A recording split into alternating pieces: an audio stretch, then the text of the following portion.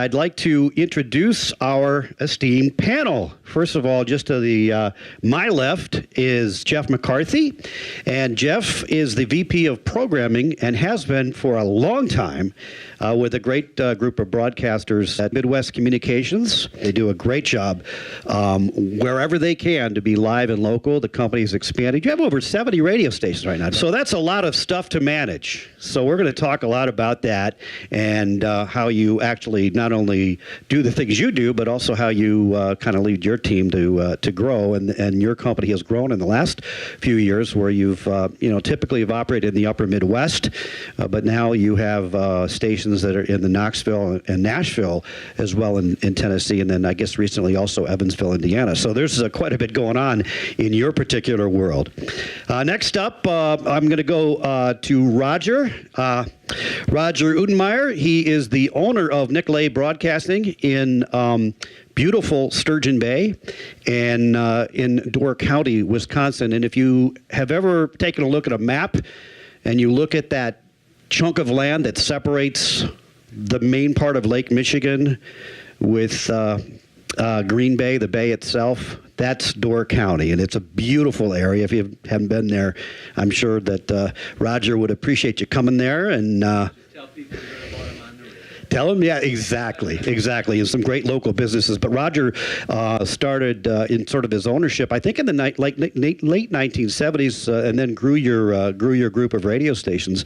But not only does that, but also has a sort of a daily newspaper as well in Door County, which provides, I would think, a lot of people the opportunity to work in multi-platforms, which is really terrific. And then finally, farthest to my left is Mike Hulvey. He's the EVP and COO of Neuhoff Media, which owns some really great stations and markets throughout Illinois and also in Indiana. We go back a ways with the Illinois broadcasters from back in my time down there. So another terrific company that has lots of local opportunities. The innovation aspects of what you do is really quite important, and also the fact that you really work very hard to connect locally in the communities which you serve, which also creates a lot of opportunities within your organization. So really great mix of backgrounds and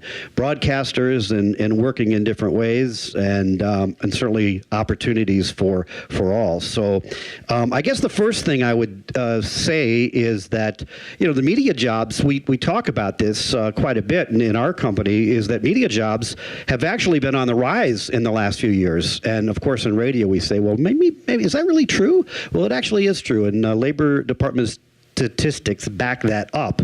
But it doesn't necessarily come dressed the way we might have looked at it over the years, because there's multi-platform content that's being created and needs to be sold every day in the businesses that in which we operate. So with that being said, there are great opportunities, and we need to, as managers, we always say, well, gee, we have so many job openings. I'm going to ask you all, if you have job openings, maybe if you have an idea of maybe how many that you have. I know we have quite a few job opportunities at Scripps.com, and little ad there, but in programming positions, but also in sales.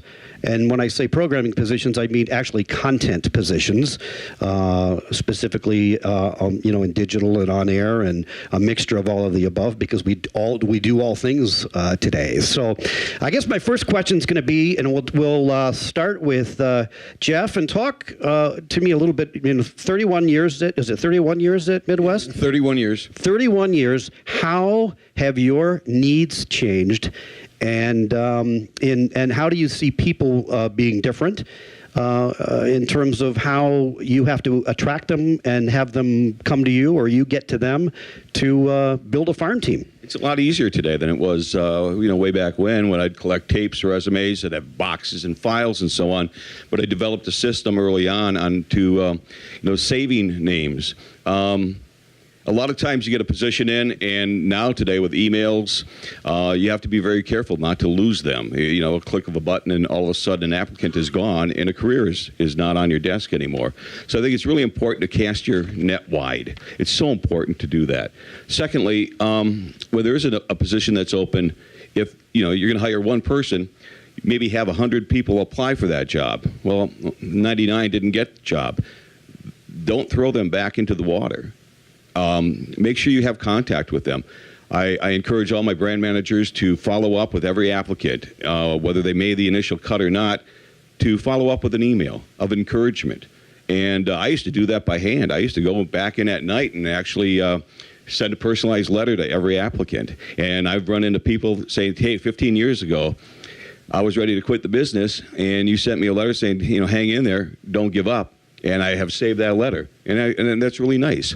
But cast it wide, because I think it's really important to, when you develop your farm team, is not just the people that are actually on your staffs, but the people that are out there, and develop relationships. It's a small business, and everyone knows other people. So I think that's important, though, is to you know, offer that encouragement to folks when they do come in. But it can be overwhelming. But I do you know, find a system. Because all of a sudden they come in. Oh, the ad appeared, and boom, boom, boom, boom. You know, within the first few days, you get all of these ads in. So I have a system to where I take them out of my normal email. I have another file. They go in there. Then I take the time to specifically go through every one of them. And then there's a yes/no pile, because some of them may not meet the qualifications for that particular job. But we save all of them and keep them and encourage them to stay in touch over the years. I hired someone recently.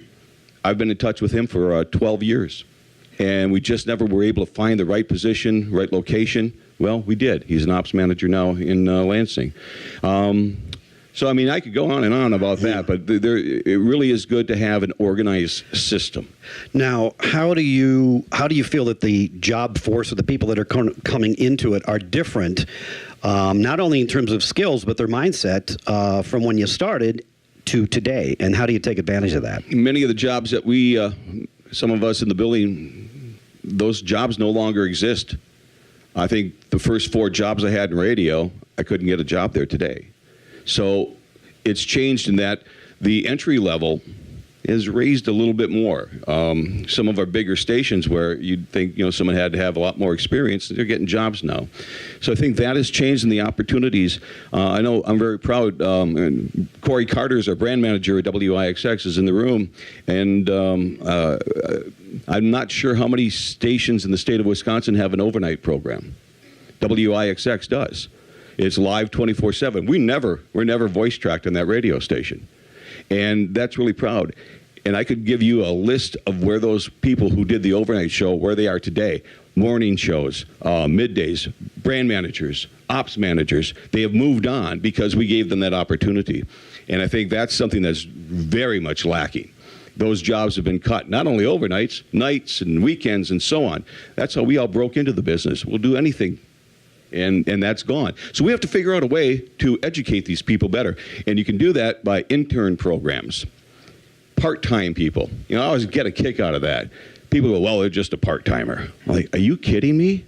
So if you got a $17 million radio station, at some point in time, you've turned the keys over to that part-timer.